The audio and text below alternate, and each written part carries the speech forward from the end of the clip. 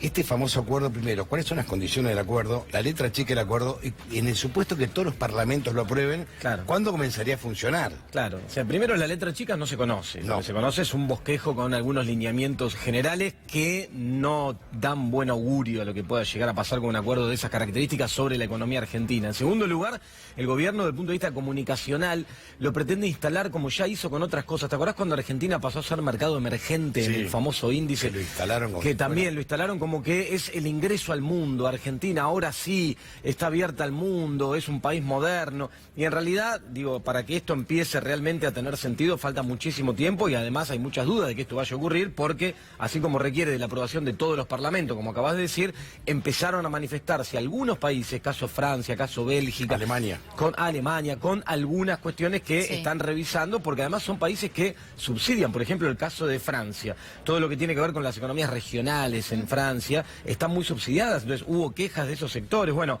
más allá de que falta en el tiempo y que el gobierno lo anuncia como si fuera una gran noticia que nos va a impactar ahora, después de fondo es muy peligroso un acuerdo de estas características. ¿Por qué? Porque cuando vos eliminás todo tipo de barrera y liberalizás completamente el comercio como esto pretende, lo que termina ocurriendo es que vos terminás especializándote en aquello en lo que sos más competitivo. En el caso de Argentina, así como están dadas las cosas, ¿qué ocurriría? Que vos reprimarizarías tu economía, es decir, te especializarías más y te dedicarías más fuerte todavía de lo que ya el último tiempo viene ocurriendo en productos primarios, en la producción y la exportación de productos primarios. Ahora, ¿eso genera empleo? No. ¿Suficiente para todos los argentinos, los 44 millones de argentinos? No. Eso es lo que tenemos que hacer, ese es el camino que tenemos que transitar, es el opuesto. La Argentina tiene que transitar un camino hacia mayor valor agregado, modificar el perfil exportador, volver a armar su aparato productivo, su aparato industrial, digamos, y todo esto, un acuerdo de estas características, iría completamente a contramano de eso, digamos. Me parece que una inserción inteligente de Argentina en el mundo sería a través de acuerdos bilaterales que explote las complementariedades entre las diferentes economías y apunte justamente a agregar valor, a generar producción, a incorporar tecnología para, al final del camino, bueno, en este generar marco empleo. Es sumamente sospechoso que el propio canciller Fori, que se emocionó dando cuenta de que habían llegado al acuerdo, pero sobre todo Fori haya dicho ahora que este año el Congreso no lo va a tratar, sino que, bueno, lo patean para más adelante. Otra particularidad del gobierno es que está anunciando muchas cuestiones efectistas o está intentando trabajar de fondo, como por ejemplo las promesas que le hace al Fondo Monetario, que le dice que la flexibilización laboral va a salir por ley, que la reforma previsional va a salir por ley, pero dilata todo hasta el año que viene porque sabe que son reformas las que el propio gobierno pretende, antipopulares, porque digamos, la reforma previsional, acordémonos lo que pasó en aquel diciembre del 2016. Fue la consecuencia. Claro, y las consecuencias del deterioro en la situación de los jubilados, claro, bueno, por eso. Y el gobierno pretende avanzar en ese sentido, pretende retroceder en derechos que han adquirido muchos jubilados a partir de lo que fueron las moratorias de los años de la gestión anterior. Entonces, toda esa quita de derechos, todo ese avance que reclaman los acreedores internacionales, que reclama el Fondo Monetario Internacional, el gobierno pretende llevarlo adelante, pero postergarlo al año que viene. Y ahí hay que tener cuidado. Porque si el gobierno llegara a tener un resultado positivo en las elecciones de este año y llegara a enfrentar un segundo mandato, todas estas reformas que hoy posterga, que hoy dilata por el carácter antipopular, las va a hacer muy rápidamente. Porque tengamos en cuenta que el presidente hace poco dijo que uno de los errores que él reconocía es no haber avanzado más rápido al principio con el ajuste, con este tipo de reformas. Entonces, cuidado, porque lo que viene en caso de una continuidad del gobierno en materia económica va a ser durísimo, durísimo. Un gobierno que al Fondo Monetario, a diferencia de la oposición, donde me consta, porque sé cómo fue la reunión que tuvo, por ejemplo, Alberto Fernández con los directores del Fondo Monetario, donde les hizo saber que la Argentina va a renegociar los perfiles de vencimientos de la deuda, pero firme a cambio de recuperar las herramientas que el país necesita para otra vez tomar el camino del crecimiento. También sé que el gobierno le está prometiendo al Fondo Monetario por lo bajo que estos acuerdos que el fondo pretende, que estábamos describiendo recién, los va a ejecutar apenas inicie, si es que esto ocurre, su próximo gobierno. Entonces hay que tener cuidado. Ahora, uno se empieza a preguntarnos, cuando uno lee diarios del mundo, o mirás televisión, lo que vos quieras, ¿no? ¿Cómo pretende el gobierno competir con un mercado altamente tecnificado, con un mercado totalmente primarizado, porque ha destruido ciencia y técnica, ha destruido a las pymes, ha destruido la industria. Y otra que me preguntaba, Agustín, es ¿cómo va a competir una empresa de autos de acá con BMW, por ejemplo? No, imposible. Quizás el objetivo es que no compitan. Claro, es que el gobierno te lo pone del otro lado y te dice, no, una cuestión muy ingenua. Yo pienso en el consumidor que va a poder acceder a productos más baratos. Ahora, ¿quién va a consumir? Porque hay una lógica que este gobierno no entendió nunca y que de entrada, que la venimos discutiendo, que es que desde el punto de vista corporativo que tienen los funcionarios, al sector de los sectores a los que ellos pertenecen, interpretan que el salario es un costo.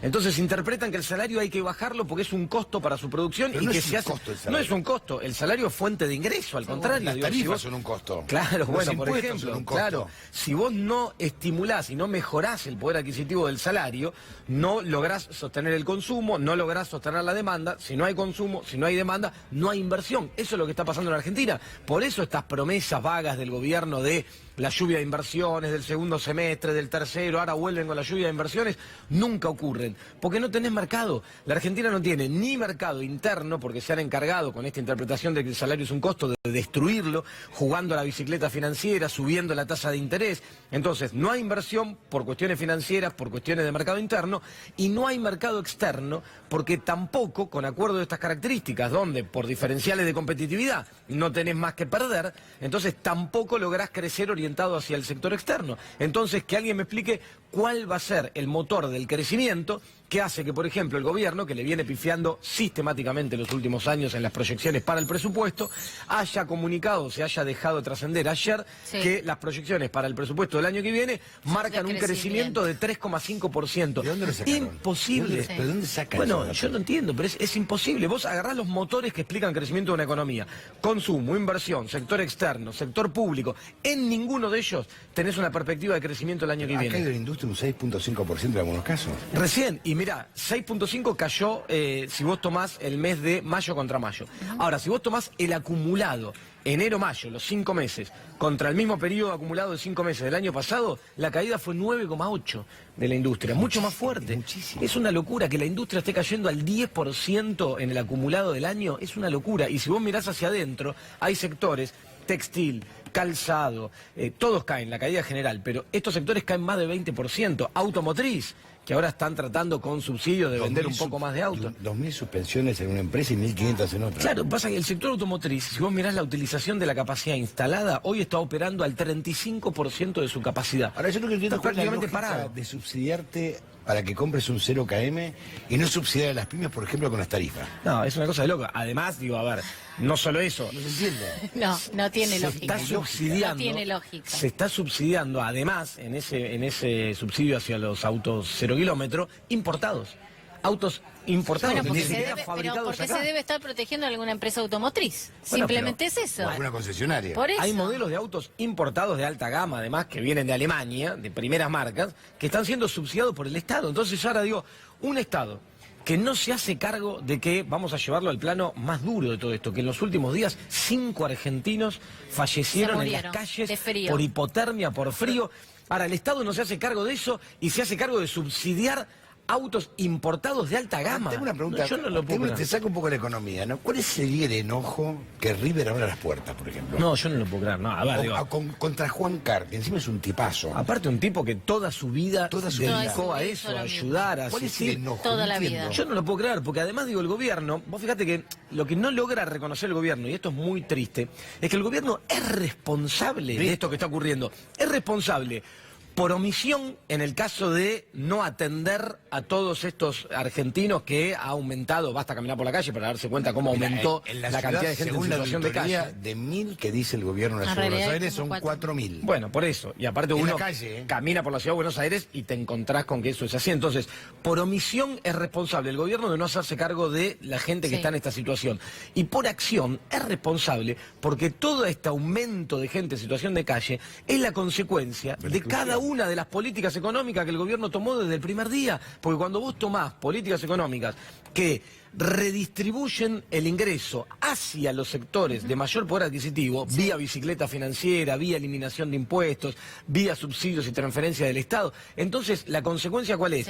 Que los sectores de más abajo en la pirámide distributiva terminan en esta situación al límite total. Entonces, el gobierno, que es responsable absoluto de esta situación, encima tiene el tupé de criticar a quienes tratan de alguna manera, a través de un club o lo que sea, de hacerse cargo de esta gente para que no la pasen tan mal. Y una sola aclaración en el caso de Juan Carr. Siempre él dice que habla con empresarios y no con políticos, para que justamente no se tome con que las acciones sean para un lado o para el otro. Lo conozco así que, personalmente, la década del 70, Juan, por un amigo en común que teníamos.